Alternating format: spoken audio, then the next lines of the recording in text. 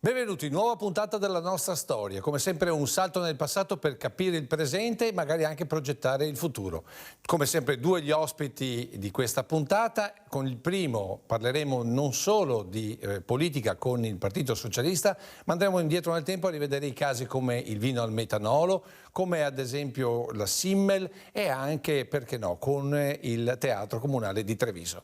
Seconda parte invece andremo in uno dei comuni della Marca per parlare con una persona che è stato vice sindaco e sindaco e che ora invece è presidente della Trevisani nel mondo. Tutto questo naturalmente dopo la sigla.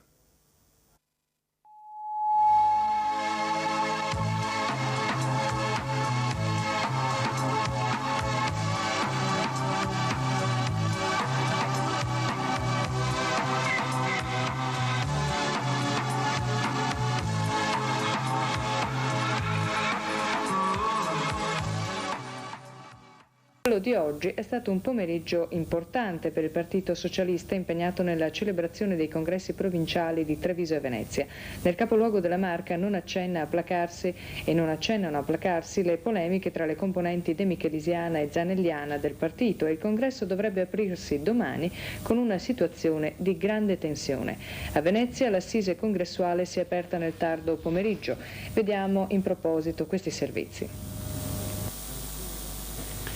Domani il Cinema Ariston di Treviso ospiterà il congresso provinciale del Partito Socialista. Sarà però una seduta particolare, caratterizzata dall'assenza di una componente del partito, quella che fa riferimento al suo leader Ciro Zanella e che nelle ultime consultazioni ha ottenuto il 44% dei voti nelle sezioni. Zanella, nel corso di una infuocata riunione di corrente, ha spiegato questo pomeriggio a Ca' del Galletto a tutti i presenti, ed erano molti, le motivazioni che lo hanno spinto a tale decisione. Pacato, ma estremamente deciso e risoluto nelle sue affermazioni, Zanella non ha risparmiato critiche piuttosto roventi ai compagni demichelisiani, rei secondo lui di non saper far politica e di condurre in porto domani un congresso fantasma. Ma Zanella non ha incentrato la sua lunga relazione, tutta a braccio, a tratti appassionante, con qualche battuta in dialetto, solo sul congresso. Ha parlato di persone e guarda caso è emerso il nome di Tullio Guadagnin, che molti indicano come il possibile candidato alla segreteria provinciale del Garofano.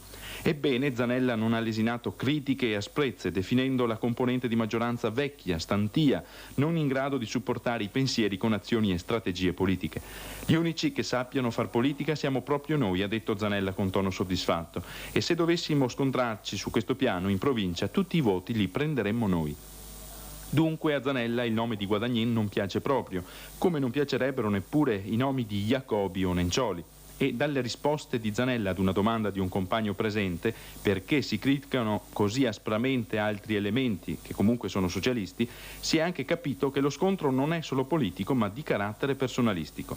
Chi è infatti, ha detto ancora Zanella, che con affermazioni intollerabili va diffamando sia la ganga che il sottoscritto. Al di là comunque di queste confessioni politiche al proprio interno, la realtà appare una sola. Domani Zanella e soci al congresso provinciale non ci andranno proprio, anche se stasera la ganga presente a Treviso farà di tutto per convincerli a prendere una decisione diversa. Una cosa farà, ha concluso Zanella, la componente presenterà una sua lista dei delegati che andranno al congresso regionale. Intanto l'onorevole Sacconi ha confermato che la componente demichelisiana ritiene valida la convocazione per domani.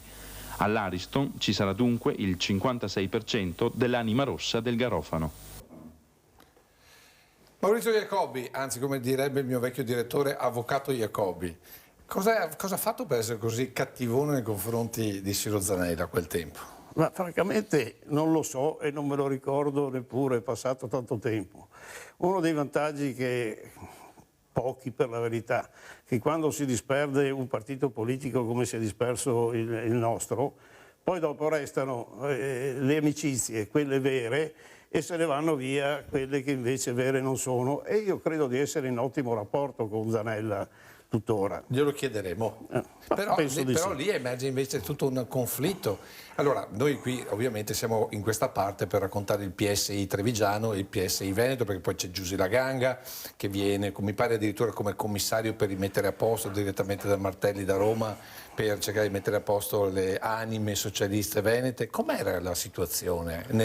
Qui siamo nel 1987. Allora, diciamo che la situazione allora era ottima, perché il risultato di questo congresso fu sì che fu eletto Tullio Guadagnin, il quale poi non mi risulta che sia rimasto in cattivi rapporti con Ciro Zanella nel seguito. Ma soprattutto perché in seguito a questa attenta dialettica evidentemente ci eravamo dati tutti da fare, e il risultato di questo è che abbiamo avuto il maggior risultato alle elezioni politiche che mai sia avvenuto per il Partito Socialista nel Veneto, diventando secondo partito dopo la Democrazia Cristiana e prima del Partito Comunista, ed eleggendo per la prima volta 3 deputati, cioè tra deputati e senatori. Ma insomma, voglio dire, un bel risultato, ma allora lì era l'Unione che ha fatto la forza o era Bettino Craxi che in quel momento era, diciamo così, l'elemento trainante del partito? Ma certamente Bettino Craxi era l'elemento trainante del partito, ma lo era anche Gianni De Michelis qui, e lo era anche Martelli, ma soprattutto diciamo che a nostro avviso c'era una base qui solida, cioè qui si faceva un meccanismo di discorso politico che metteva insieme sia il lato popolare che il lato progettuale e che era nella società. Ecco, io sto guardando questa immagine, lì c'è il sindaco Concas di Vittorio Veneto. Facciamo una comparazione con i partiti di oggi. Il Partito Socialista Trevigiano e Veneto, a che partito potrebbe configurarsi, assomigliare oggi? Domanda non da poco. Domanda non da poco, vorrei il mio avvocato per poter rispondere. Ma lei fa l'avvocato. Ho capito, ma bisogna sempre essere in qualche maniera tutelati. Non c'è. Non c'è. Era un'altra epoca. C'è un lacerto del Partito Socialista di allora, diciamo, ma di scarsa oramai rappresentanza dal punto di vista almeno elettorale. Ma non c'è più la situazione di allora, per cui configurare una struttura come il Partito Socialista o anche come alcuni degli altri partiti che c'erano è una cosa che secondo me è incomparabile in questo momento. Però i congressi qualcuno li fa, anzi più di qualche partito cerca di farli, li abbiamo visti ultimamente anche della Lega con annessi connessi, con scontri e controscontri, perché comunque la dialettica c'è, significa che insomma la politica deve rimanere comunque al centro di una comunità. Allora, io non contesto che ci sia una dialettica, ci mancherebbe altro. Dopodiché bisogna vedere la qualità di questa dialettica e i contenuti di questa dialettica. Allora adesso le faccio vedere, perché la porto ancora più indietro, la porto al 1982, quando diventare invece segretario provinciale del PSI è proprio Ciro Zanella. Il contributo è lo 02 per la nostra Francesca Pezzo, questa volta invece con Alberto Piovesan in regia. Vediamolo insieme. Sempre più giovani. Come si prova a vedere tutti questi volti oltre 40 anni fa? Orrenda imago, si direbbe verdianamente parlando. Perché? Siete tutti giovani. No, ma è quella di adesso che è l'orrenda imago. Ecco, torniamo lì. La dialettica c'era a quel tempo, la dialettica c'è adesso, diciamo che però i pesi e le misure sono diverse, forse sugli obiettivi magari politici e intellettuali? Guardi, francamente per certe cose vado male a rispondere, perché potrei sembrare un laudator temporis acti e ciascuna stagione ha il politico che si merita, diciamo. Ecco. E il problema non questa è un'affermazione non da poco, Sì, ma credo che non sia un problema solo italiano. Cioè, intanto c'è una personalizzazione che una volta non c'era.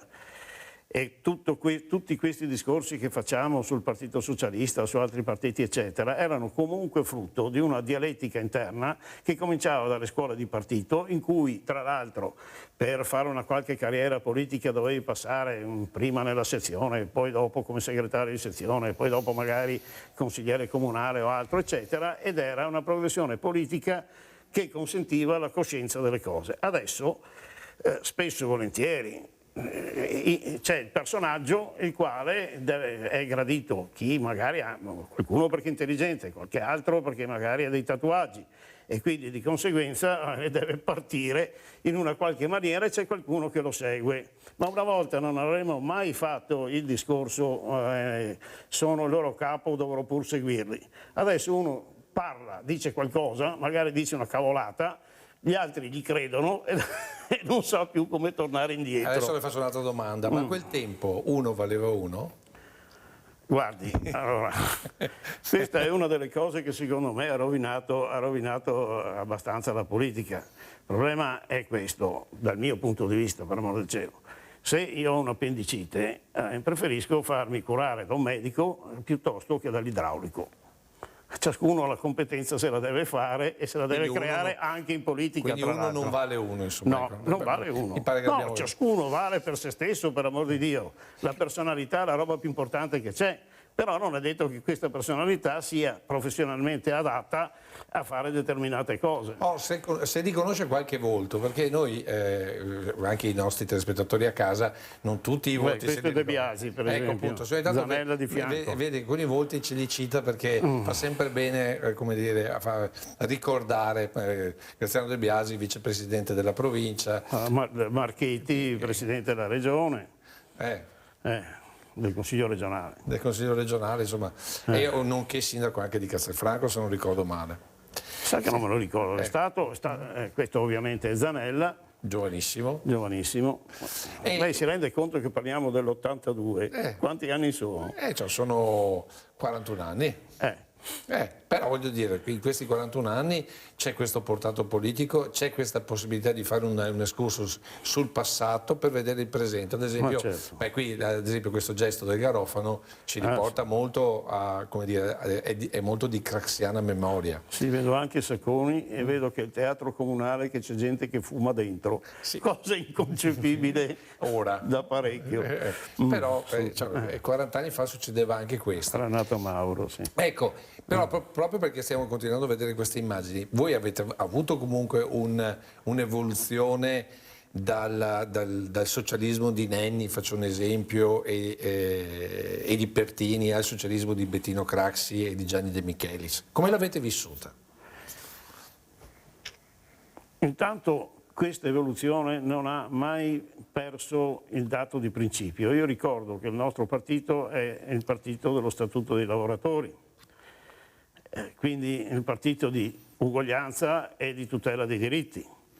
In secondo luogo il nostro è sempre stato il partito della ricerca della libertà. Noi non siamo mai stati delle persone oppressive né dal punto di vista giudiziario né dal punto di vista, diciamo, dell'ordine pubblico in linea generale. Per noi la libertà era un valore, era il valore, perché se non promuovi e non hai la libertà non riesci evidentemente a vivere. Allora, e questo è rimasto. Ecco, le faccio una domanda, ma allora adesso questi valori li riconosce molto di più nel Partito Democratico o in Forza Italia? Allora, il valore del garantismo senz'altro lo riconosco di più in Forza Italia. Del Partito Democratico... Quindi centrodestra? Sì, ma questo non vuol dire che io voti il centrodestra, vorrei chiarirlo questo, ma io sono sempre stato un uomo, diciamo così, di sinistra. Devo dire che però in questo momento, personalmente, la sinistra mi preoccupa, perché da una parte il Movimento 5 Stelle, ne abbiamo parlato già prima, per quanto riguarda uno vale uno, dall'altra io non riesco a capire come sia possibile che un partito abbia come segretario una persona che non è quella eletta all'interno di quel partito. Per me è una cosa misteriosa. Stiamo parlando del PD. E stiamo parlando del PD. È stata eletta da chiunque. Appunto. Però la responsabilità però dopo è del partito. Non è di chiunque. Ecco. A proposito di questa situazione qua, voi però per fare, diciamo, iscritti o comunque per promozionare il partito facevate comunque dei momenti di incontro. Le dico questo perché adesso con il contributo allo 0,3 le faccio fare un salto all'85, quindi andiamo un po' meno di 40 e andiamo a vedere una festa che voi avete organizzato a Silea in vista delle elezioni del 1985. Lei non so se la ricorda, però noi sappiamo che c'era perché c'è nelle immagini. Ecco, questi momenti qua il partito li organizzava più per, diciamo, una questione ridondante o proprio per cercare di fare nuovi adepti, soprattutto tra i giovani, perché qualche voto giovane lo vediamo. Ma c'era anche il problema di fare dei nuovi adepti, ma questo era per rendere più stretti i rapporti all'interno del partito. Qui vedrà sia i zanelliani che i de michelisiani, che tutti quanti quelli che in qualche maniera partecipavano anche collateralmente alle attività del partito, quindi certamente serviva anche come immagine per i giovani, però più che altro erano momenti importanti di incontro al di là di quelli che erano brutalmente congressuali, brutalmente, che erano congressuali. Esatto, no? E qui invece diciamo che qui si faceva più una discussione aperta, una discussione... No, qua sì, discussione aperta più che altro, si beveva, si mangiava insieme, si stava a tavola assieme. C'era un momento di fraternità maggiore che non fosse quello dei congressi. Sicuramente un grande momento di fraternità. Ecco, poi volevo butto un occhio anche appunto sulla differenza di comunicazione. Qui ad esempio abbiamo Treviso Socialista, l'informatore socialista, un giornale, ai nostri tempi tutto questo di fatto non esiste più perché tutto si tramuta con WhatsApp. Ecco, adesso noi cominciamo a vedere qualcuno che esce dalla porta e che magari riusciamo anche a quello sono io, lo ammetto. Quindi c'era, lei non si ricorda, ma c'era. Ecco, dicevo, ai tempi dei social, il Partito Socialista come si sarebbe comportato? Questo Partito Socialista, perché esiste già una... Vede, io sono contro la comunicazione troppo breve. Il problema dei social è che se non hai uno slogan adeguato non ti seguono, ma uno slogan è necessariamente semplificante. Eccolo qua. È palese dietro. Sempre toscano o sigaro generico? Toscano originale. Quindi ci abbiamo azzeccato col titolo, Socialista col toscano. Anche perché Valerio Zagolin. Parlando di slogan, Socialista col toscano era uno slogan, come socialista appunto era un altro slogan, quello era di Attilio Giomo. Rivedendo questi volti qua, sono felice di rivederli. Ma c'è un po' di nostalgia per quella politica rispetto a quella di oggi?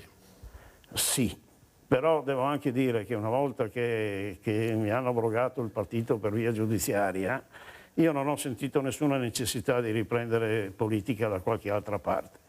È finito un meccanismo, un'esperienza, io non posso essere diverso, o meglio, forse potrei, ma non sono in grado, faccio fatica ad essere diverso da quello che sono stato prima.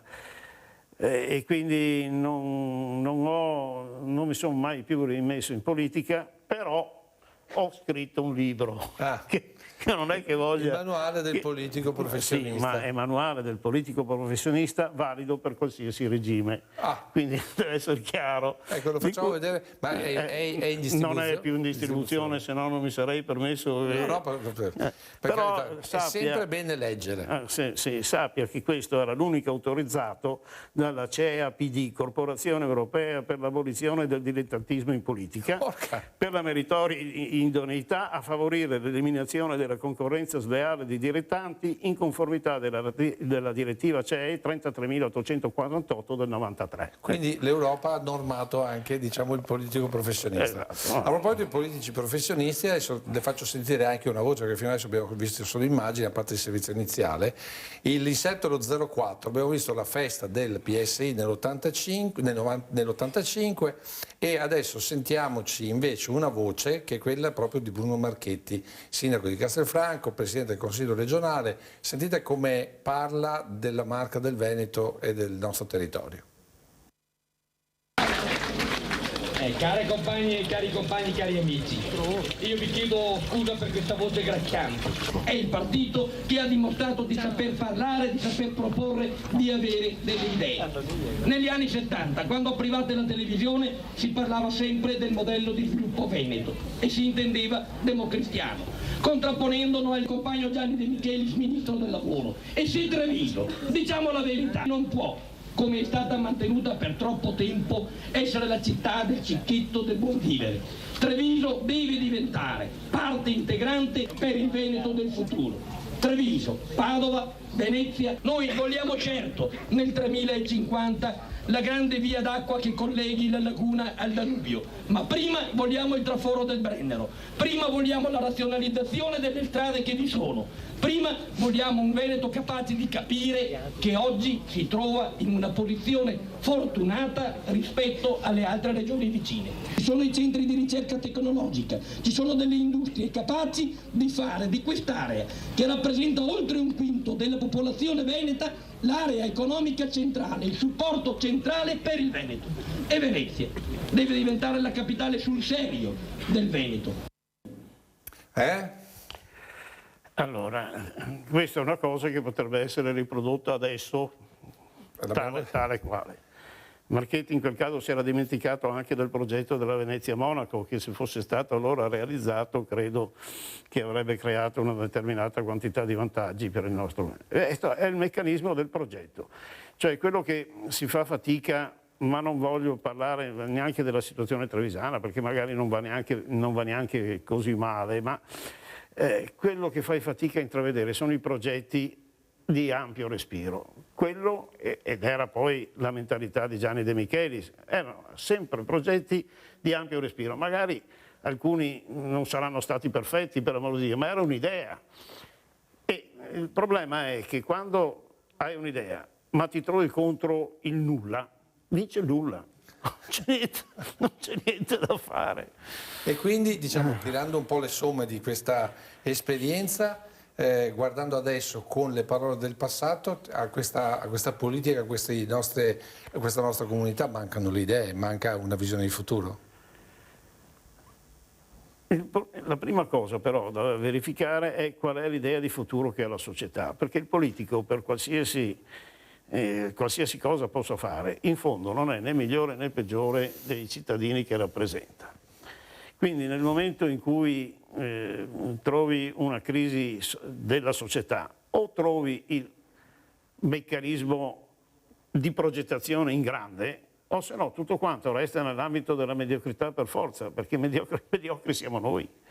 Senta, l'ultima immagine di questa prima parte è un'immagine che le farà un po' fare un tuffo al cuore, ed è l'inserto 05, perché lei quando vede queste immagini ricorda un momento di passaggio molto duro e molto difficile. Qui siamo in Piazza del Grano e questa è la vecchia sede del Partito Socialista che io purtroppo mi sono trovato a liquidare vendendo le macchine da scrivere e qualsiasi altra cosa e chiudendo la sezione.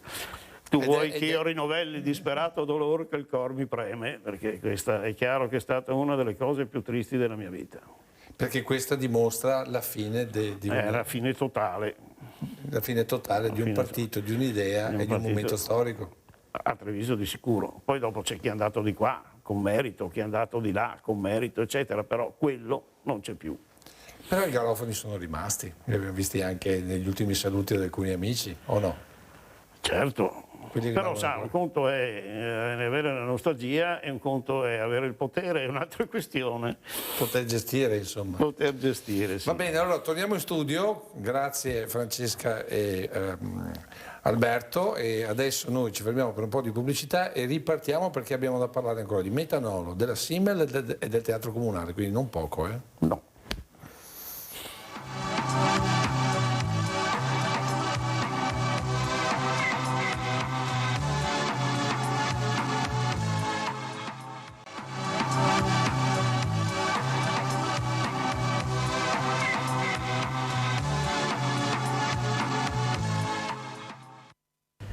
Clamorosi sviluppi in merito alla vicenda dell'inquinamento del fiume Piave che ha provocato nei giorni scorsi la moria di quintali di pesce. Il sostituto procuratore della Repubblica di Treviso, Domenico Labozzetta, ha infatti emesso quest'oggi un mandato di cattura nei confronti del direttore della cantina sociale Ponte di Piave, con il suo arresto immediato. Si tratta di Antonio De Bortoli, 44 anni, residente a Salgareda in via Roma. L'arresto è scaturito in seguito alle analisi effettuate dal NAS di Padova delle acque del Rio Fossa Bruna, dove la scorsa settimana venne gettata un'incredibile quantità di vino. Le analisi hanno accertato la presenza di un'alta percentuale di metanolo. Ma come il magistrato è arrivato ad emettere il mandato di cattura? Il provvedimento si baserebbe sulle indagini dello stesso NAS, che sarebbe risalito all'origine dell'inquinamento dopo alcune escursioni effettuate in elicottero lungo il percorso dello stretto canale. Il De Bortoli è stato interrogato a lungo questo pomeriggio dal magistrato alla presenza del legale, l'avvocato Jacobi. Il direttore avrebbe negato ogni addebito, il capo di imputazione parlerebbe di detenzione di alcol metilico, difendendosi quindi e respingendo le accuse. Le analisi sui vini della cantina avrebbero stabilito invece la buona qualità degli stessi, ma rimane pur sempre l'accusa del magistrato. Il direttore avrebbe affermato che l'alcol metilico riscontrato nel canale potrebbe esservi finito dagli scarichi del depuratore della cantina, dove si viene a formare per idrolisi, quindi naturalmente, l'alcol metilico. Ma la quantità avrebbe dovuto essere minima in questo caso, non certo tale da provocare la morte di migliaia di pesci, né tantomeno da poter dare quella colorazione così intensa a quel piccolo canale. Le indagini ovviamente proseguono nel più stretto riservo. Quanto all'arresto del De Bortoli, i difensori ne hanno chiesto la libertà provvisoria. E qui entra in gioco l'avvocato. Prima abbiamo parlato del socialista, qui abbiamo l'avvocato e il caso del metanolo. Un caso del metanolo che molti conoscono, molti altri non conoscono. Lei lo conosce bene perché ha avuto e ha studiato tutte le carte. Ce lo racconta un po'? Allora, io ho avuto e studiato tutte le carte 40 anni, 35, 36 anni fa. Non c'è nessuno studio di avvocato che abbia mantenuto le carte di questa... Però questa storia ce la faceva Però vedere. questa storia... In sommi capi, perché abbiamo delle generazioni che hanno magari sentito parlare di questa storia del metanolo. In una terra come questa del Prosecco, adesso parlare di metanolo significa anche fare una storia indietro di un altro tipo di vino o di un'altra gestione. Allora, prima una precisazione. Alla fin fine poi io diventai anche difensore del presidente della cooperativa che si chiamava Tomasi e si divisero le strade processuali, per cui io rimasi difensore solo poi di Tomasi che fu assolto. Questo per dire insomma, che fa bene l'avvocato. Qui siamo nel L'avvocato fa bene se ci sono delle cose che può far bene. Comunque 1985, quindi... 85. Per quanto riguarda invece il resto, per quello che ho ricordo io è che non è tutto delle carte processuali di Arola, perché alcune informazioni che forse può darsi che le interessino, che le darò adesso, non mi sono state fornite di sicuro dagli imputati. Ma si tratta di una farsa tragica all'italiana. Tragica dal punto di vista umano, per esempio per il presidente Tomasi, perché dopo essere stato per lungo tempo, per un certo periodo di tempo, insomma, in detenzione preventiva, il giorno in cui fu assolto, uscendo di casa, fu investito da una macchina e morì poco dopo. Quindi proprio dal punto di vista morale non è riuscito, diciamo, a godere della soluzione che aveva avuto. Ma quello che è farsa tragica è che secondo me tutta questa cosa del vino al metanolo, la responsabilità di tutti questi sversamenti è dello Stato italiano. Sono convinto che sia così, perché allora è dell'Unione Europea. Perché come si è notato, come ha detto anche il servizio precedente, sia la cantina di Ponte di Piave, sia che altre cantine che avevano detenuto, diciamo, questo materiale, se l'avevano detenuto, perché poi naturalmente l'avvocato non dirà mai che è stato detenuto neanche per sbaglio. Ma intanto facciamo vedere un po' l'immagine della cattina e anche del canale. Beh, comunque insomma, il vino che producevano è sempre stato buono, nessuno ha mai trovato un po' di metanolo all'interno. E questo l'ha detto anche il servizio. Già, ma perché? Allora, il problema è che te ne fai di avere tante quantità di metanolo. La mia induzione è la seguente. L'Unione Europea consentiva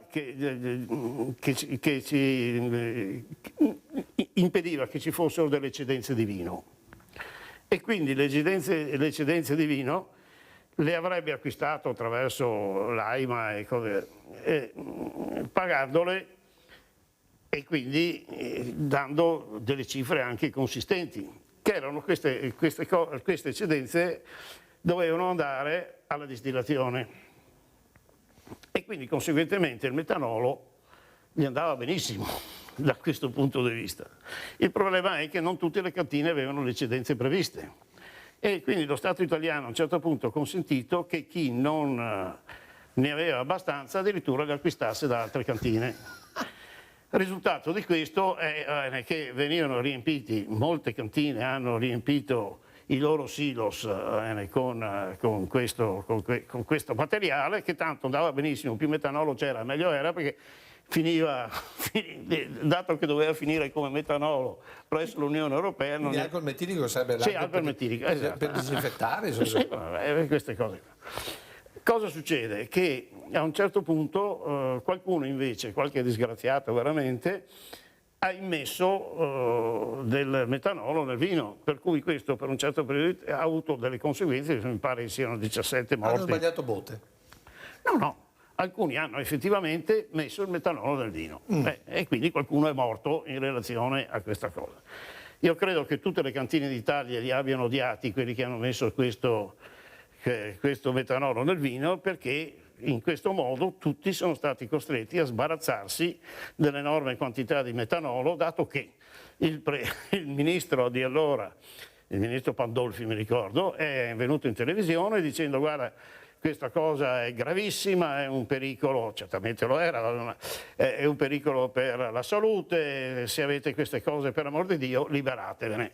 E quindi lei avrà notato che in molte parti d'Italia si sono colorati di rosso i fiumi. Ecco, proprio per questo. Voleva anche spiegare no, adesso andiamo avanti con la spiegazione. Perché adesso chiedo alla regia di far vedere, ma solo far vedere, l'inserto numero 07, perché se abbiamo visto il canale e la cantina di Ponte di Piave, nell'immagine che vedremo adesso invece è il canale Osellino, quindi tutto il canale che va fino in laguna, che è esattamente nella stessa situazione, solo che l'Osellino prende altri canali a monte, quindi era sicuramente tutto il Veneto che stava sversando, tutte le cantine del Veneto. Il problema della cantina sociale sarebbe stato questo, che a un certo punto si è rotto il depuratore, per cui quando è stato sversato questo vino non è che fosse stato sversato per accoppare i pesci, per inquinare il Piave, avrebbe dovuto passare attraverso un depuratore e quindi arrivare pulito, se no che si è rotto un bypass del depuratore e questo ha provocato la moria.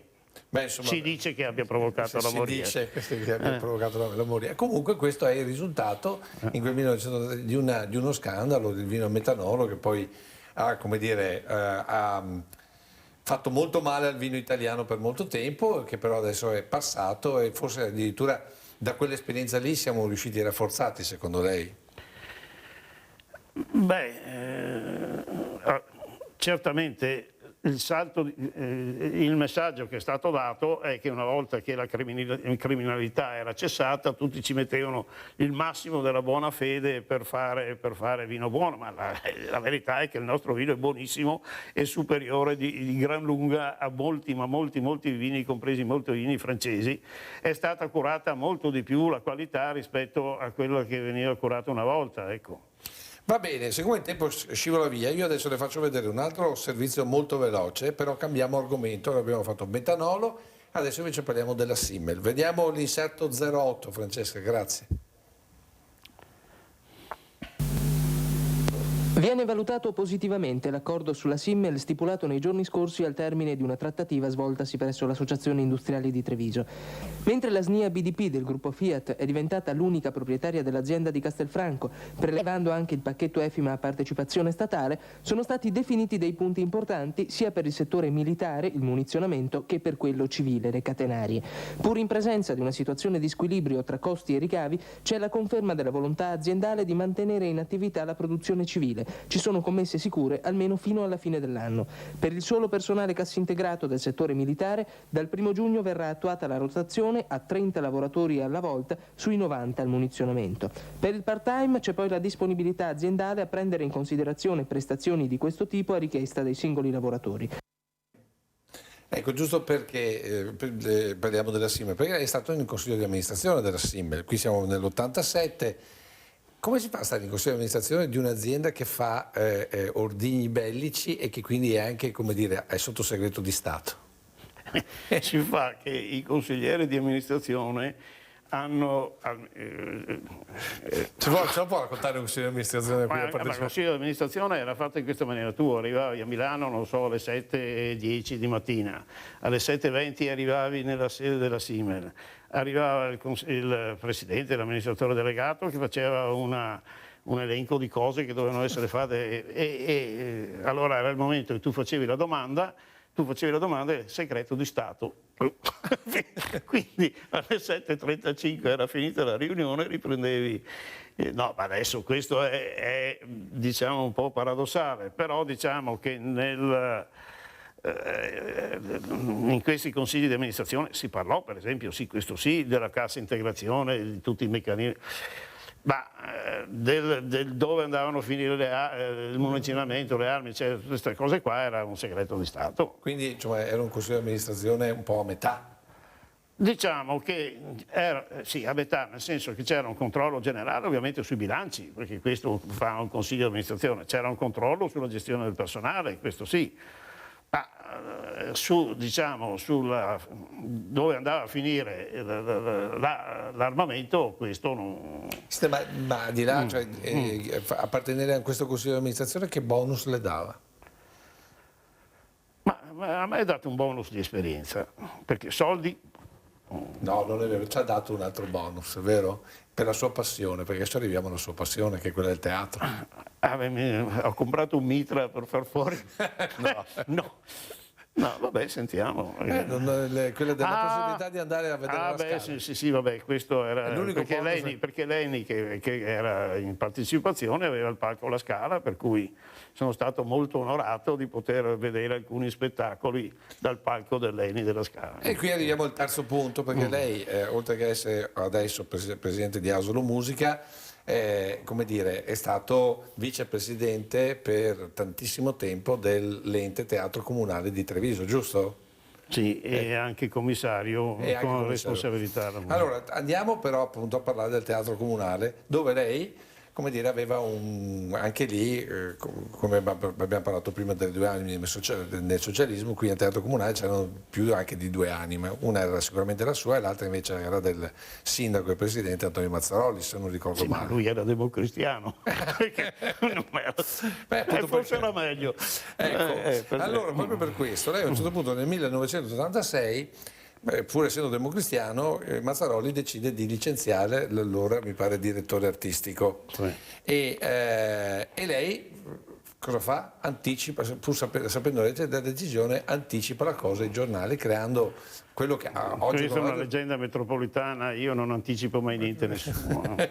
Va bene, allora in ogni caso finisce c'è una sua intervista che vi passa attraverso Antena 3 e il giorno dopo andiamo a chiedere al sindaco, nonché appunto presidente del Teatro Comunale, il commento alle sue parole di fuoco su questo licenziamento. L'inserto lo 09, lo vediamo subito insieme e dopo lo commentiamo. Ma sì, ho avuto modo di ascoltare l'intervista dell'avvocato Jacobi, anche l'intervista a voi, anche di leggere sul giornale, ma io sinceramente non capisco mica questo polverone che si è sollevato su un provvedimento che è di normale amministrazione, che attiene alla sfera tecnico-artistica dove la politica non c'entra assolutamente nulla, ma ognuno ha il proprio metodo, quindi io non posso altro che prenderne atto. Devo dire che non sono intervenuto prima e non intervengo nemmeno ora nel merito dei problemi per una semplice ragione, perché ci sono provvedimenti che attengono la riservatezza del Consiglio di amministrazione e la delicatezza dell'argomento. Io ho fatto parte di tante giunte, di tanti organi collegiali e abbiamo tante volte discusso di collaboratori interni, non mi è mai capitato di vedere il giorno dopo sui giornali quello che è stato discusso, perché sono cose di estrema delicatezza anche nei confronti degli interessati, che l'interessato non avevo neanche avuto modo di contattare, che è il mio dovere evidentemente contattare nelle forme dovute al vivere civile, se non altro. Anzitutto preciso che non c'è nessun licenziamento, perché il maestro Severini non è un dipendente dell'ente. La professione del maestro Severini è quella di direttore d'orchestra e per quanto riguarda la sua professionalità nessuno ha discusso, anche perché non competeva a noi discutere, quindi tutta la parte che riguarda la sua professionalità di direttore d'orchestra continua come prima secondo il contratto che è in corso con Severini e la direzione dell'Orchestra Filarmonia Veneta, un'opera lirica del 86 di 3 concerti, quello che c'è, insomma, non si sa. La direzione artistica invece è un'altra cosa e si basa non qui a Treviso, dovunque, su un rapporto fiduciario negli enti si direbbe tra sovrintendenza e la stessa direzione, qui diciamo tra presidenza e consiglio e la direzione artistica stessa. Quindi non è un problema di improvvisazione, abbiamo discusso da molto tempo questa situazione che, ripeto, basandosi su un rapporto fiduciario, quando il rapporto fiduciario è messo in difficoltà evidentemente occorre trarne le conclusioni. Allora, raccontiamo un po' velocemente questa storia, perché i due aspetti che mi hanno colpito di questa intervista, primo che in quell'epoca si capisce che non c'erano i social, non c'erano le fluide notizie, non c'erano i telefonini, non c'era WhatsApp non c'erano le registrazioni in contemporanea, insomma il segreto si poteva mediare maggiormente perché le fughe di notizie era più controllata. La seconda era la situazione di questo teatro comunale, con però dei nomi non da poco, perché mi pare di capire che come direttore artistico non era niente male. Severini. Allora, ho riascoltato il senatore Mazzarolli, molto democristiano, non c'è il minimo dubbio. Il problema Questo era il terzo aspetto. Il problema è che certo che a quei livelli il rapporto deve essere fiduciario, però bisognerebbe anche sapere perché viene meno il rapporto fiduciario. Perché se non si spiega questo, ti viene anche il sospetto che uno possa aver fatto chissà quale altra cosa. Il problema lì fu che il maestro Severini voleva fare il direttore artistico in maniera indipendente dalle decisioni del Consiglio di amministrazione anche sulla parte artistica.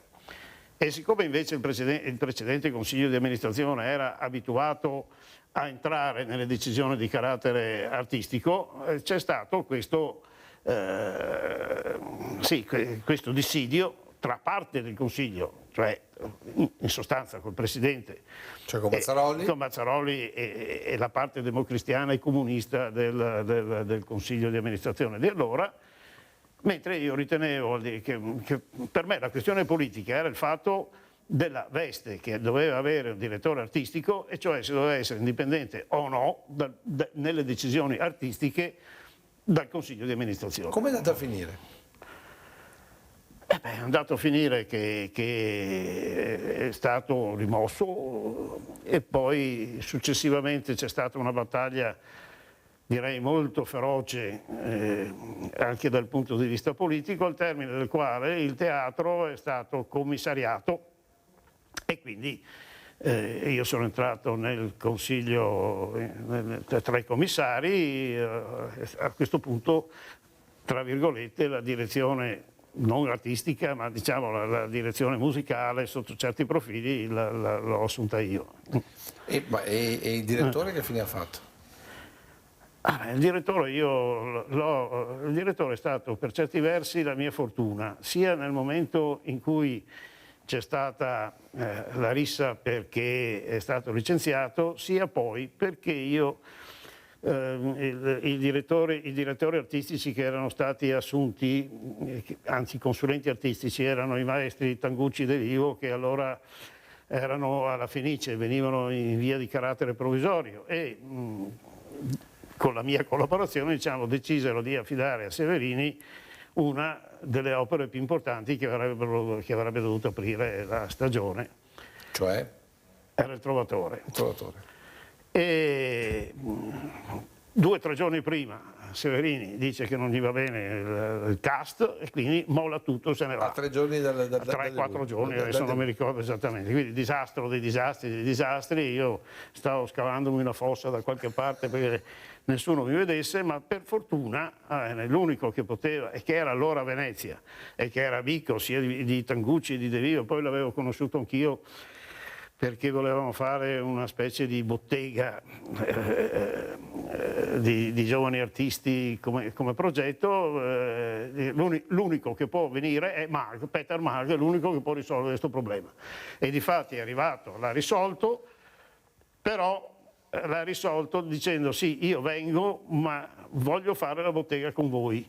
La bottega e poi diventa praticamente la fucina di nuovi talenti. Era una fucina di nuovi talenti. Allora facciamo così, il tempo nostro è già scivolato via, tutto il resto che avevamo concordato ce lo vediamo in un'altra parte e ripartiamo dalla bottega la prossima volta, d'accordo? Molto volentieri. Grazie a Maurizio Jacobi, fermo qui, grazie a tutti voi per il momento con questa prima parte, ci fermiamo per un po' di pubblicità, seconda parte andiamo a trovare un nostro secondo ospite che è stato sindaco di uno dei paesi della Marca Trevigiana, ma poi attualmente è presidente della Trevigiani nel mondo. Dopo la pubblicità.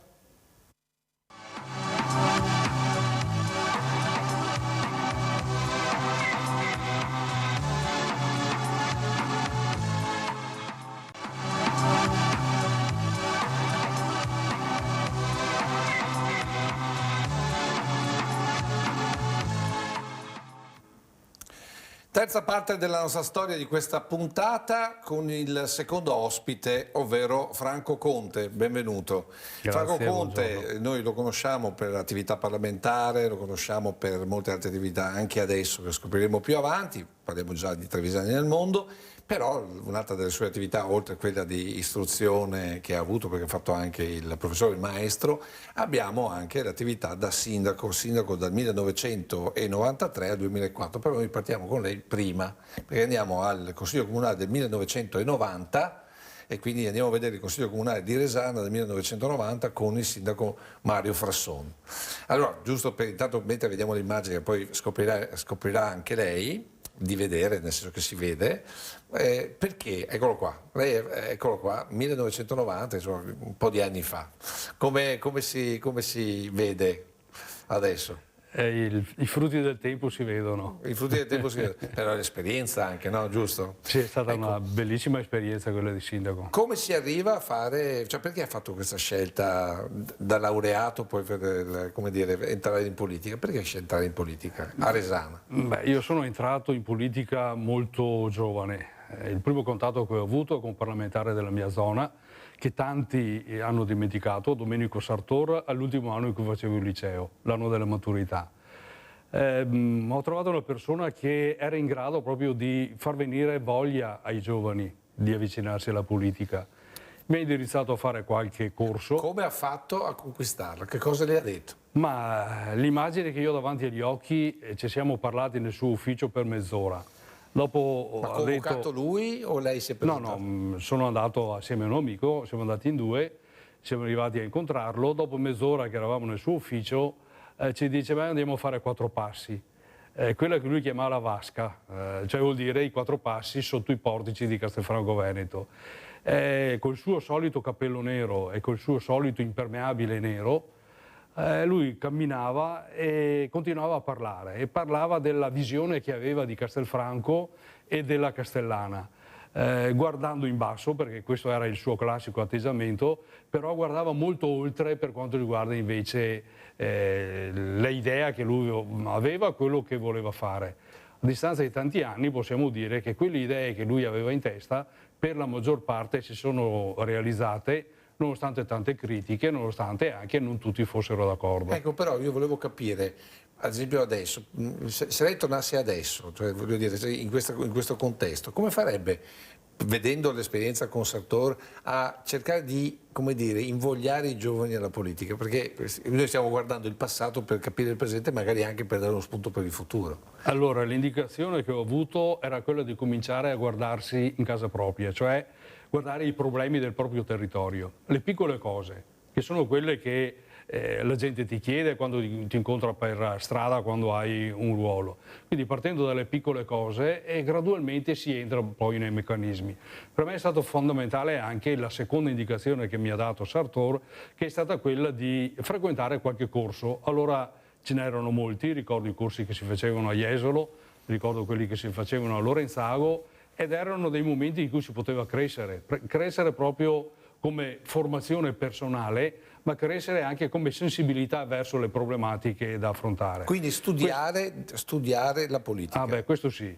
Studiare la politica. Ecco, il secondo passaggio è stato nel 75, allora io ero molto giovane, si votava ancora, lo ricordo, a 21 anni, io ne avevo 23, e Frasson, che allora era stato sindaco da poco, mi ha chiesto di entrare in lista. Il mio era un ruolo semplicemente riempitivo. I risultati sono andati un po' oltre, perché sono stato uno dei primi eletti, e quindi già nel 75 a 23 anni sono diventato assessore a Resana, e dopo ho continuato a Resana a fare amministratore fino al 2013. No, però lei mi deve spiegare perché un giovane, invece di andare a Morose, invece di andare in discoteca, invece si impegna in politica, si impegnava in politica, voleva dire usava il suo tempo, usava la sua giovinezza a districare problemi del territorio, a sentire la gente le lamentele, perché poi finiva così, mi pare di aver capito. La mia non è stata una cosa nata così per caso, è stato il frutto proprio di un percorso. Uno se lo deve sentire dentro, insomma. Attualmente è molto più difficile per i giovani avvicinarsi alla politica perché hanno molti più diversivi, molte più possibilità di occupare il tempo libero rispetto a quelli che c'erano una volta. Ecco, a Resana eravamo un gruppetto... O forse sono più individualisti. Molto anche, sono molto più individualisti. Perché immagino che uno dice, vabbè, perché lo fai? Perché sei esente? Sicuramente sì. Non so se... Sicuramente sì, però ecco, a quei tempi noi giovani universitari avevamo poche possibilità di occupare il poco tempo libero che avevamo, perché molti di noi sì, studiavano, ma facevano anche qualche lavoretto per pagarsi gli studi. Le possibilità di occupare il tempo libero erano veramente poche, perché non c'erano impianti sportivi, non c'erano attività culturali, non c'era la possibilità di socializzare. Quindi la politica è stata un po' un approdo per molti giovani. E non a caso molti dei ragazzi del mio tempo, dei miei anni, siamo entrati proprio con questa modalità nella politica. Senta, dopo è nata la passione, indubbiamente. Ma allora lei diceva perché non c'erano impianti sportivi, non c'era nient'altro. Allora adesso io la porto al 1989, quando lei diventa sindaco, e vediamo che impianti sportivi ci sono. No? Vediamo l'immagine dell'inserto 18, vuol dire che li ha costruiti dopo dicendo così non fregate le altre generazioni che così fanno sport invece di fare politica. Questa è Resana nel 1989, è un po', non è cambiata tantissimo rispetto adesso, però guardandola così... In questa zona non è cambiato molto, questo è il centro, quello religioso chiamiamolo così, perché a Resana ci sono due località, il centro della chiesa e il centro civico dove c'è il municipio, sono distanti 500 metri, però sono due realtà abbastanza distinte l'una dall'altra. Anche qui non è cambiato tantissimo, mi pare di capire. Poi qui c'è la pasticceria, quella famosa, storica, sì. Quella dove quando tu hai un problema o devi trovare qualcuno, passi di là, lo trovi sicuramente, sì. Giustamente. Senta, ma lei prima di diventare sindaco però ha fatto, viene eletto, entra come assessore e dopo? Sì. Ho fatto l'assessore dal 1975 al 1985. Dall'85 al 93 ho fatto il vice sindaco. Questo è stato il momento, diciamo, in cui ho Quindi lavorato... le immagini che vedevamo prima erano da vice sindaco? Erano da vice sindaco, 90. Sì. E poi ha cominciato a fare il sindaco? Ho cominciato a fare il sindaco. Credo sia stata una naturale successione tra Mario Frasson, il mio predecessore, e il sottoscritto. Le cose erano abbastanza scontate, perché non eravamo in tanti allora che si erano avvicinati all'amministrazione. Chi aveva più sensibilità, più anche tempo, perché bisogna avere anche tempo e più passione, ha avuto la possibilità. Io sono stato uno di questi che hanno avuto la possibilità, essendo eletto anche sempre con risultati molto buoni. Io devo ringraziare i cittadini di Resana che mi hanno voluto molto bene, che mi hanno premiato in tante elezioni, non solo quelle a livello comunale ma anche a livello provinciale e a livello politico. Chiaro che poi quando parleremo dell'esperienza provinciale, parleremo anche dell'esperienza parlamentare, faremo un'altra puntata perché altrimenti qui non ne usciamo. Ma volevo tornare a questa parte qua perché a me interessava capire, è difficile governare Resana? Perché diciamo la nomea è che voi siete una comunità un po' particolare, perché siete un po' a confine con Padova, e siete nella zona della Castellana che storicamente non è proprio Treviso perché era diciamo l'area Castelfranco, no? Nel senso che era stata anche bonificata addirittura dei trevisani nel suo tempo. Insomma, sì. Ecco, detta in trevisano che aveva un Dio per conto vostro. Resana è un po' borderline in effetti, si risente molto dell'influenza dell'Alta Padovana. Ecco, noi abbiamo una parte del nostro territorio i cui residenti se devono andare all'ospedale fanno prima andare all'ospedale di Campo San Piero che non a Castelfranco. Credo che questo sia sufficiente per dire che noi abbiamo due realtà nel nostro territorio. Un secondo problema che ha assilato Resana per tantissimi anni è stato quello della viabilità. Una strada, non a caso vediamo proprio questa strada, che è stata croce e delizia per Resana. Perché croce e delizia?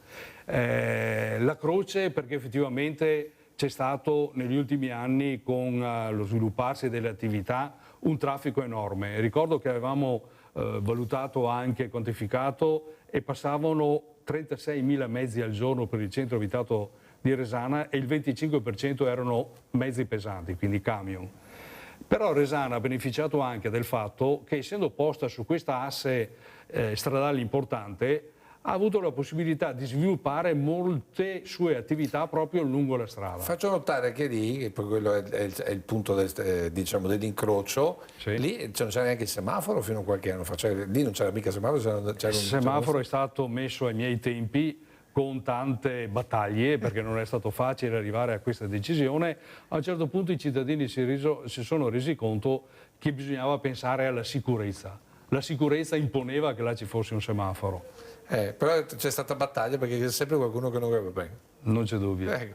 E allora dicevamo delle diverse anime, come si fa a far collimare le diverse anime, soprattutto poi in Consiglio Comunale, perché poi le anime, soprattutto poi per un sindaco che deve cercare insomma, di, come dire, mediare, la mediazione. La capacità di mediazione credo sia una dote che è fondamentale.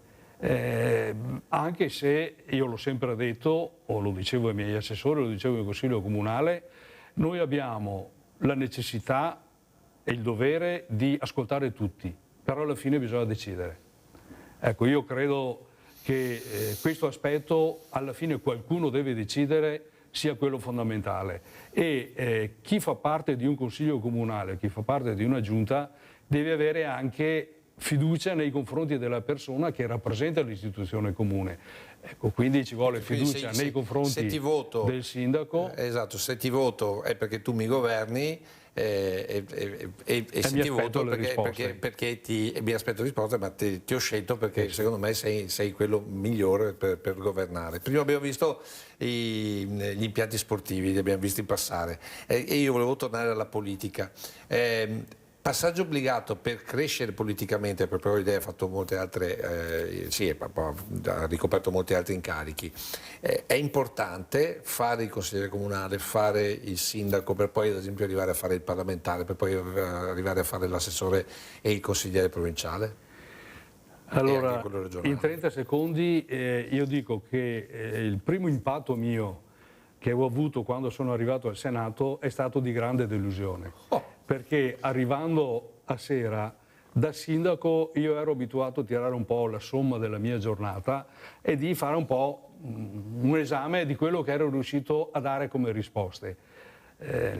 Quando arrivavo a sera in Senato, almeno all'inizio, mi rendevo conto che la maggior parte era stato tempo perso proprio in chiacchiere che non avevano come obiettivo quello di arrivare a una decisione e una conclusione, ma che erano invece finalizzate che avevano uno scopo solo politico, cioè quello di guardare non alla risposta che si doveva dare ai cittadini, ma se quella risposta era utile oppure no al proprio partito. Ecco, io a questo mi sono sempre opposto, mi sono sempre rifiutato e per questo la mia è stata, almeno all'inizio, una non buona esperienza quella di parlamentare. È migliorata nella seconda fase quando ho avuto la possibilità come relatore della legge sulla scuola, la legge della buona scuola, di dedicarmi in maniera concreta a un settore specifico che era quello che io conoscevo in modo particolare. Io ho fatto l'insegnante e quindi era il mio mondo quello della scuola. Senta, adesso ci vediamo velocemente due inserti che abbiamo tirato fuori dai telegiornali che parlano uno di cronaca, perché comunque Resana, essendo asse viario, è stata anche al centro di fatti di cronaca, e un altro invece di cultura. Allora cominciamo con il primo, che parla di un fatto di cronaca, una gioielleria. L'inserto è il 19, poi lo commentiamo insieme.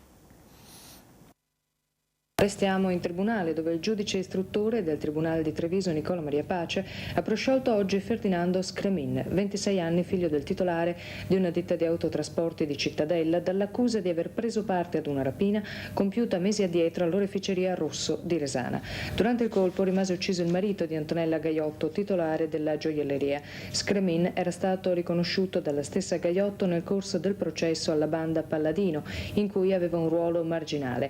A scagionarlo è stata la testimonianza di un'accompagnatrice turistica che ha dichiarato che il giorno della rapina Scremin si trovava in Spagna. Ecco, l'abbiamo scelta per parlare della sicurezza di questo territorio resanese, con degli assi viari importanti che sono anche delle vie di fuga. Ricordo di essere venuto un po' di volte perché deve essere stata, prima abbiamo visto la Banca Popolare di Castelfranco, credo che devo essere venuto a fare qualche rapina, nel senso come ripresa, non come protagonista delle rapine. Ecco, la sicurezza in quel territorio, visto dal consigliere comunale, visto da giovane, da cittadino, visto anche da sindaco. Quello riportato è un brutto episodio, ritengo il peggiore episodio che io ho conosciuto durante i tanti anni in cui vivo a Resana. Un orefice che viene ucciso in casa dai malviventi, di fronte alla moglie, di fronte a 2 bambini piccoli. Bisogna dire che ha sollevato in tutto il paese proprio una reazione di vicinanza alla moglie, a chi è rimasto, ma soprattutto una reazione verso quel delitto che era stato commesso in maniera così efferata. Per fortuna quella signora ha avuto la forza di andare avanti, ha continuato l'attività che sta seguendo tuttora dopo tanti anni, sta ancora seguendo la sua attività. E questa è la parte, diciamo così, di comunità, perché probabilmente lei ha sentito l'abbraccio della comunità, ha deciso di proseguire, perché da soli con una botta del genere non si va da nessuna parte. Ma sotto il profilo della sicurezza è cambiato rispetto ai suoi anni o prima il fatto proprio che, come dire, essendo nei nassi viari la malvivenza comunque poteva interagire anche in maniera importante? Beh, oltre a questo che è stato un episodio grave, ci sono tantissimi altri episodi di furti. Furti nelle abitazioni sono abbastanza frequenti. Io ricordo quando ero sindaco, ma anche in precedenza, più volte abbiamo fatto proprio degli incontri con le forze dell'ordine per programmare la sorveglianza del territorio.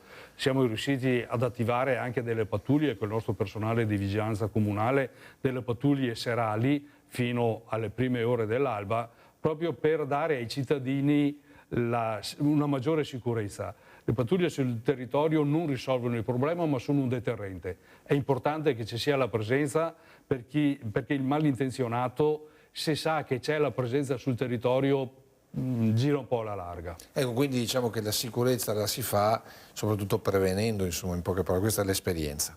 Adesso vi faccio vedere velocemente, l'altro inserto è il 22, la notizia parla di una mostra del libro ed è del 1991.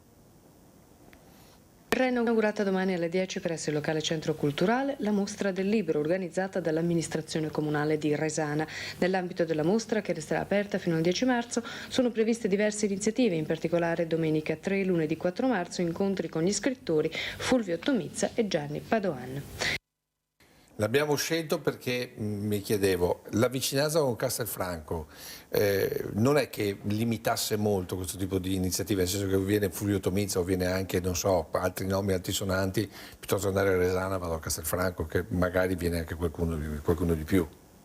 Ma devo dire che nel 1986 noi abbiamo inaugurato un centro culturale. Per quei tempi eravamo uno dei pochi comuni... Che tra l'altro abbiamo visto poi nelle immagini, uno dei pochi comuni della provincia di Treviso che ha avuto il coraggio di fare un'iniziativa del genere. Perché è vero quanto è stato detto, cioè noi godavamo della concorrenza con Castelfranco e non potevamo metterci in competizione con Castelfranco, che è la cittadina che anche dal punto di vista culturale ha sicuramente potenzialità maggiori rispetto a quelle di un piccolo comune.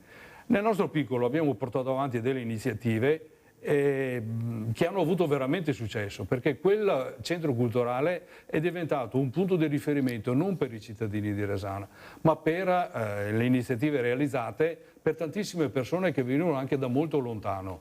Nel centro si organizzavano sì le mostre del libro, gli incontri con gli scrittori, sono venuti scrittori di fama nazionale e internazionale, si facevano tantissime mostre di pittura con artisti di livello nazionale e internazionale, avevamo persone, visitatori che venivano dalla Emilia Romagna, dalla Lombardia. È diventato un punto di riferimento per quello che potevano fare i comuni di minori dimensioni, è diventato un punto di riferimento per un'area molto vasta.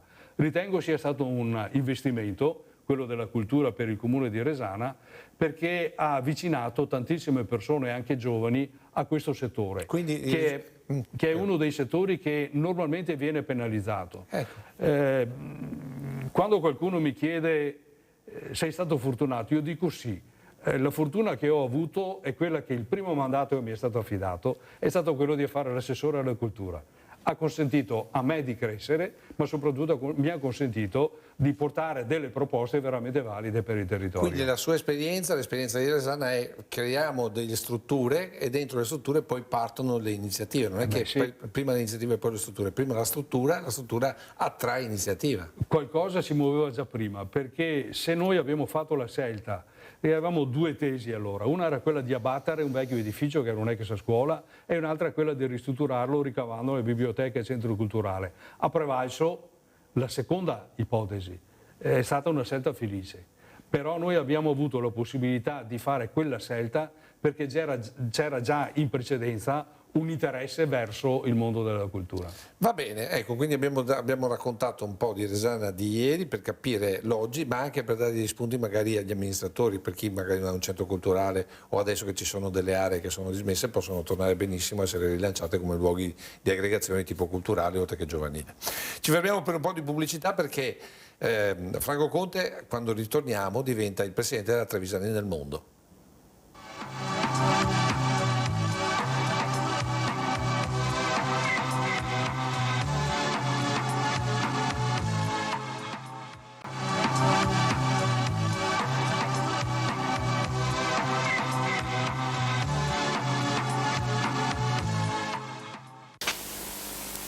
Ogni giorno arriva a Tagliani e io dico, cara madre, che dovete essere rimasti chiari in Italia.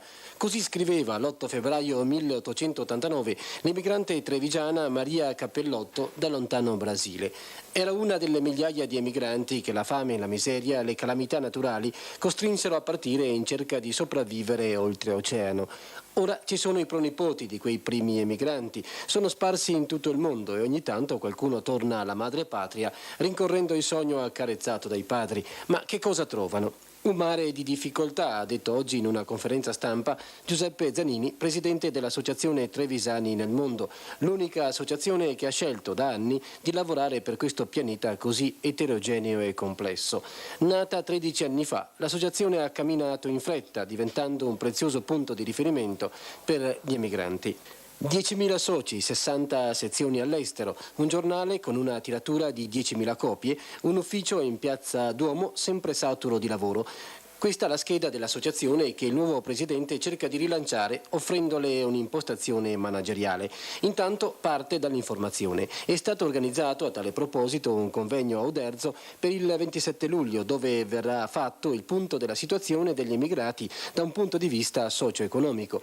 Perché questo interesse per l'emigrato? Perché, ha risposto il presidente, noi dobbiamo molto all'immigrazione in quanto ci ha portato dove siamo ora. Ha ricordato che la provincia di Treviso viene considerata tra le più ricche d'Italia e questo soprattutto grazie anche alle commesse che migliaia di emigrati hanno spedito dalle più disparate zone del mondo. Ora è giusto non dimenticare, oggi non esistono più emigranti poveri come un tempo che cercano fortuna all'estero, c'è un fenomeno inverso, un'emigrazione di ritorno che crea problemi enormi. La Regione Veneto ha fatto qualcosa per venire incontro a questi connazionali che tornano, ma è troppo poco. Il resto viene fatto dai volontari dell'Associazione Trevisani nel mondo. Aiutateci, ha chiesto il Presidente. È un atto di giustizia, crediamo, più che di bontà. Ecco qua, Presidente non è più Zanini, ma è appunto Franco Conte. Trevisanini nel mondo continua ad esistere, ad essere, però le generazioni, ormai alcune generazioni di italiani sono scomparse, sono rimasti i figli, i nipoti, i pronipoti. Raccontiamo un po' questa associazione perché è una parte integrante delle nostre comunità. È l'altra Treviso, cioè noi abbiamo una Treviso che tutti noi abbiamo sotto gli occhi ogni giorno e c'è un'altra Treviso invece che questa Treviso nostra ce l'ha nel cuore. Ecco, i nostri emigranti, i discendenti degli emigranti fin da fine 800 sono veramente tanti in giro per il mondo, se si pensa che dal Veneto sono partiti 3.800.000 persone. Allora, mettendo uno dietro l'altro tutti i discendenti di queste persone, veramente raggiungiamo numeri veramente grandi. La Trevisani è nata nel 1973 e quest'anno quindi festeggia i 50 anni. Ci stiamo interrogando se abbia ancora un senso la nostra associazione a distanza di così tanto tempo. La risposta è semplice. Non c'è più l'emigrazione di un tempo, non ci sono più i problemi di allora, però l'emigrazione giovanile c'è ancora. E noi stiamo cercando di capire quali siano anche le modalità e quali siano le caratteristiche di questa emigrazione giovanile.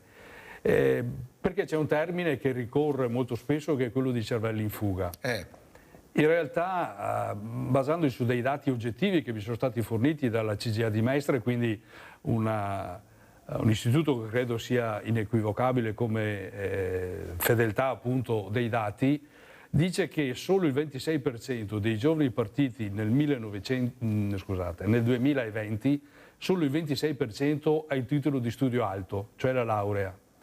Tutto il resto sono giovani che hanno un titolo di studio scuola media superiore, qualche volta solo una scuola di formazione professionale. Quindi non sono solo cervelli in fuga, ma è forza lavoro in fuga. Ecco, allora chiedo a Francesca e ad Alberto se rimettono un po' le immagini del servizio che abbiamo visto adesso, perché mi fa specie quella foto dove ci sono i nostri emigranti sotto le canne da zucchero. E quando lei mi ha detto questa cosa qua mi è subito balzata, viene più avanti. Quindi non è vero che mandiamo via gli ingegneri, anzi che ci portano via gli ingegneri, in realtà è gente che va a cercare situazioni migliori lavorative con, diciamo, una scolarizzazione. Eccola qua la foto. Cioè siamo questi di nuovo? Non siamo più questi, però comunque i nostri giovani vanno a fare lavori per i quali nel nostro territorio, nelle nostre attività, vediamo molto spesso il cartello cercasi. Tanti giovani vanno a Londra oppure vanno a Madrid a fare i camerieri e a fare i cuochi. Noi abbiamo i nostri ristoranti, i nostri alberghi che soffrono proprio di carenza per questo tipo di professionalità. Ma forse perché li prendono più soldi? Sicuramente prendono più soldi. Ecco, noi, quando dicevo prima, stiamo cercando la nostra modalità attuale di essere. Stiamo cercando di far capire anche ai giovani che è vero che prendono più soldi, però il costo della vita è molto più alto rispetto a quanto non sia in Italia, ma soprattutto ci sono minori tutele sia previdenziali che nel campo della sanità. I giovani non pensano a questo perché è qualcosa che li riguarderà, soprattutto l'aspetto previdenziale, quando raggiungeranno una certa età. Però ecco, bisogna tenere presente anche queste considerazioni. Molto rispetto va a quei giovani che scelgono appunto di trascorrere qualche anno all'estero per maturare nuove esperienze. Se questi giovani tra qualche anno le porteranno in patria, credo che sarà sicuramente un modo per tutti noi di arricchirsi. E non è un arricchimento in termini ma cosa fa la economici. Allora adesso la fermo perché sennò ci va via tutto il tempo e abbiamo un bel po' di roba da vedere. Ci vediamo un servizio dedicato invece al ricordo degli immigranti quando tornano, perché poi non c'è luogo della Marca dove non c'è un piccolo grande monumento all'emigrante. Allora andiamo a Sernaglia, siamo sempre nell'86, inserto 25 Francesca e Alberto, andiamo a vedere questo servizio che parla del monumento all'emigrante e poi torniamo perché volevo chiedere cosa fate per questi giovani che magari vanno e potrebbero anche tornare, ma prima vediamo il servizio.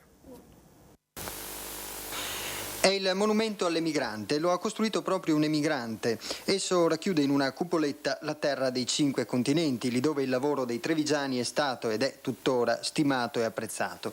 Il monumento si trova a Sernaglia della Battaglia, dove ieri sono convenute le comunità emigranti del quartiere del Piave, l'area racchiusa fra il fiume Sacro e le colline del Soligo.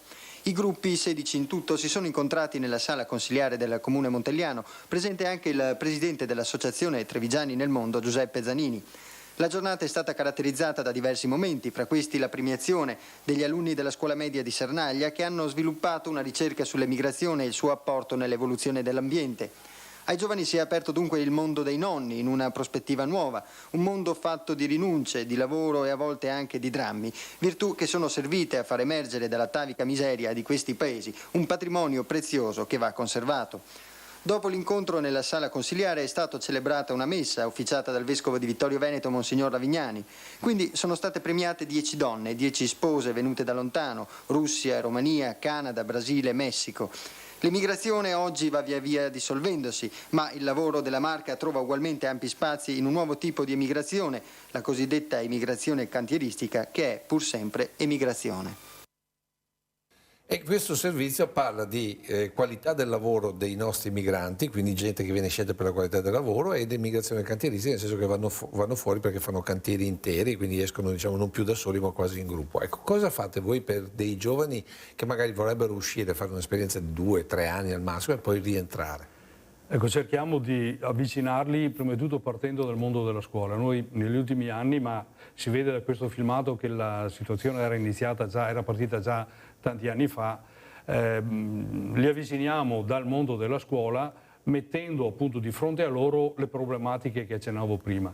Ci sono sì dei benefici, ma ci sono anche dei problemi da affrontare. Il giovane che emigra adesso trova una situazione totalmente diversa, perché quando arriva a destinazione ha la possibilità subito di fare la telefonata e di vedersi anche con la mamma o col papà, ecco, cosa che una volta sicuramente non succedeva. Quindi sono due tipi di immigrazione totalmente diversi, però in comune c'è una cosa: sono persone che sono lontane dalla loro patria, lontane dal loro ambiente, dai loro affetti familiari, dalle loro amicizie, lontane anche dal loro modo di vivere.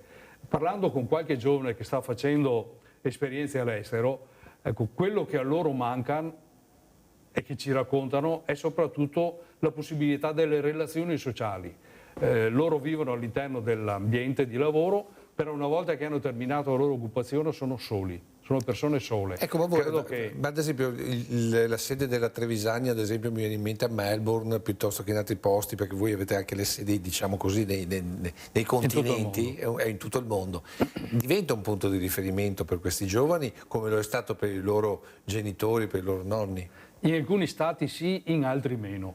Allora, una cosa strana, nei paesi tipo Argentina e Brasile ci sono tantissimi giovani che aderiscono alla nostra associazione. Negli ultimi 2 anni, che sono stati penalizzati fortemente dal Covid, in Brasile sono sorte 4 nuove sezioni e sono sezioni fatte principalmente da giovani discendenti di terza, di quarta, di quinta generazione degli immigranti di fine 800. Quindi ecco, i giovani effettivamente frequentano questi e questo riguarda luoghi. Aree tipo appunto Rio Grande do Sul, dove insomma voglio dire lì siamo a casa. Però ad esempio dov'è che paesi invece tipo gli Stati Uniti, tipo la Francia, tipo la Germania, si stanno un po' sfilacciando queste nostre associazioni. Sono ancora frequentate in Australia, sono frequentate ancora in Canada e sono frequentate perché da sempre c'è stata l'abitudine che gli emigranti portavano con sé i figli, successivamente i nipoti, quindi c'è stato un po' un passaggio generazionale che ha fatto sì che sia ancora un punto di riferimento la sede dell'associazione. Diciamo che di mezzo c'è un oceano che comunque è pur sempre un oceano, cioè c'è tanta distanza. Fai tu la videochiamata, ma se devi poi tornare a casa dalla mamma per toccarla, per abbracciarla, ci sono 9 ore di volo e noi l'abbiamo fatto per diverso tempo. Allora, siccome il tempo scivola via, andiamo direttamente a un altro servizio, andiamo a Segusino, siamo sempre nell'86, qui invece c'è, se non ricordo male, addirittura l'inaugurazione di un monumento all'emigrante e volevo far vedere quanta partecipazione per un monumento, quindi vuol dire che anche per chi rimane, anche per chi non ha fatto l'immigrante, comunque è un riferimento importante, perché in famiglia qualcuno se n'è pure andato nelle generazioni passate. Allora vediamo l'inserto, per intenderci è il 27 e poi lo commentiamo assieme. La Marca è notoriamente molto legata ai conterranei che hanno lasciato l'Italia per altri paesi o addirittura per altri continenti per cercare fortuna o semplicemente per cercare un lavoro. Molti emigranti provengono da qui. Segusino è per questo vicina a chi lasciò la terra natale e ai suoi eredi, ora cittadini americani o canadesi o australiani. Ieri in piazza Papa Luciani è stato ufficialmente inaugurato un monumento all'emigrato. L'idea è della comunità emigrati di Segusino ed è stata subito fatta propria dalle autorità che hanno agevolato i promotori. La cerimonia ieri ha avuto dei momenti toccanti. Vi hanno partecipato anche rappresentanti di varie associazioni che cercano di mantenere i contatti con chi vive lontano ma è vicino con il cuore alla sua terra d'origine. Dopo la celebrazione di una messa, alla quale ha partecipato anche la corale segusinese, è stato effettuato il fatidico taglio del nastro.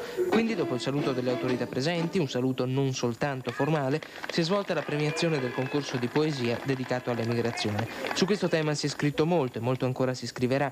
Difficile dover stilare una classifica, specie quando c'è di mezzo, come nel caso dell'emigrazione, il cuore.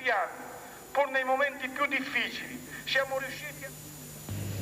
Questo servizio è importante per 2 motivi. Primo, perché Segusino è una piccola comunità e voglio dire un monumento così grande per una piccola comunità dà il senso, secondo me, della misura dell'attaccamento. E la seconda è il fatto che insieme all'inaugurazione ci sono delle iniziative legati ai giovani, perché il concorso di poesia, siamo nell'86, voleva già legare i giovani, quindi le due domande sono, c'è legame con i giovani, come fate a tenere il legame con i giovani e poi naturalmente come fate a promozionare i Trevigiani nel mondo a chi sta a Treviso invece? Dicevo prima degli incontri nelle scuole, sono ripresi dopo il periodo della pandemia, vengono fatti in tantissimi comuni della nostra provincia, i principali attori sono proprio i nostri ex emigranti. Oppure, e questa è un'altra porta nuova che si apre, persone più giovani che hanno comunque avuto un'esperienza come emigranti. Abbiamo fatto anche quest'anno un concorso nelle scuole rivolte a tutte le scuole superiori della provincia di Treviso. Abbiamo effettuato la premiazione appena la settimana scorsa, ha avuto un buon risultato perché c'è ancora anche tra i giovani molta sensibilità, anche se con delle connotazioni un po' diverse. Ecco, noi stiamo trasformando un po' il termine emigranti e stiamo parlando soprattutto di migranti, cioè persone che si muovono, che si spostano da un continente all'altro. La società attuale è fatta da questo. Noi eravamo in provincia di Treviso un popolo, una provincia di fortissima immigrazione e siamo diventati una provincia di fortissima immigrazione. Io dico sempre, non dobbiamo dimenticarci, se abbiamo fatto questa trasformazione è stato anche perché tante persone giovani e coraggiose un tempo hanno trovato la forza di partire e hanno mandato tanti soldini nel nostro territorio. Tra i problemi che affrontava la Trevisani di un tempo, uno dei temi che venivano richiesti era anche quello di spiegare come portare in Italia il denaro, perché non era semplice neanche ai tempi di allora. Si facevano proprio degli incontri, dei corsi e la Trevisani si occupava di questo, di come portare i denari in Italia. Quindi vuol dire che se noi abbiamo raggiunto l'attuale livello di sviluppo è anche grazie a quello che è stato fatto appunto dai nostri emigranti. I monumenti sono un segno di doveroso ricordo verso questo sacrificio. Ce ne sono 64 in provincia di Treviso. Io ho scritto un libro, è stato questo che mi ha portato a fare il presidente 64 della su Trevisani. 93 comuni della Marca, quindi siamo più o meno... Sì, quasi uno per comune, ogni 3 comuni 2 hanno un monumento. In tanti altri comuni non c'è il monumento, ma c'è l'intitolazione della strada, l'intitolazione della piazza. Credo che siano pochissimi i comuni della provincia in cui o non c'è il monumento o non c'è l'intitolazione. E credo che sia questo un bel ricordo, una bella cosa. Fra l'altro il monumento che è stato presentato prima, quello di Sernaglia, è il primo realizzato nella sinistra Piave nel 1972. In precedenza ce n'era stato uno a Spineda di Riese nel 1971. Quello di Sigosino è stato sostituito in anni più recenti da un altro perché nel luogo dove era collocato è stata realizzata una nuova piazza, un nuovo parcheggio, è stata realizzata un'altra grande opera d'arte che è sempre nel cuore del centro del territorio del centro del comune. Ma se uno volesse ad esempio fare un giro per vedere queste testimonianze di emigrazione, voi come Trevisani nel mondo avete una sorta di mappatura per cui uno dice prendo la bicicletta e vado a vedermi le varie espressioni, diciamo così, concrete, no? Come per ogni paese esiste un monumento ai caduti, ed era anche tra l'altro per legge, l'aveva istituito addirittura Benito Mussolini, così il monumento all'immigrante c'è un tour del monumento perché uno magari, anche perché è arte, voglio dire, oltre che essere ricordo. Tra pochi giorni sarà nel nostro sito. Il lavoro di documentazione è già stato fatto, deve essere semplicemente caricato. Ogni monumento viene presentato con alcune foto.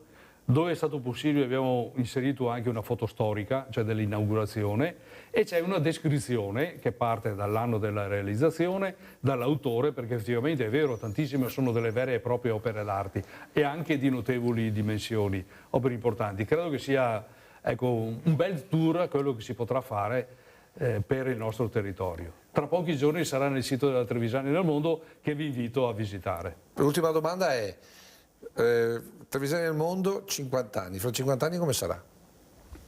Allora, domenica 30 luglio ci sarà una grande manifestazione del Consiglio, anche qua siamo stati penalizzati per 3 anni perché non per volontà nostra siamo stati bloccati e noi cerchiamo almeno di tornare a quelle che erano le vecchie edizioni. sono state stimate anche 5.000 persone sul Consiglio, con oltre 1.000 persone che partecipavano al pranzo. Molti, non essendoci posto per tutti, o facevano il picnic oppure andavano negli altri ristoranti, nelle trattorie nella piana del Consiglio, oppure qualcuno tornava giù. Ecco, vorremmo che fosse questa, che tornasse a essere questa grande manifestazione. Ne abbiamo fatto un'altra, proprio in virtù anche di quello che è stata la matrice nostra, che è la matrice cristiana. Il 30 di aprile, presso il Duomo di Castelfranco, è stata fatta una celebrazione con il Vescovo di Treviso proprio per ricordare i 50 anni della fondazione.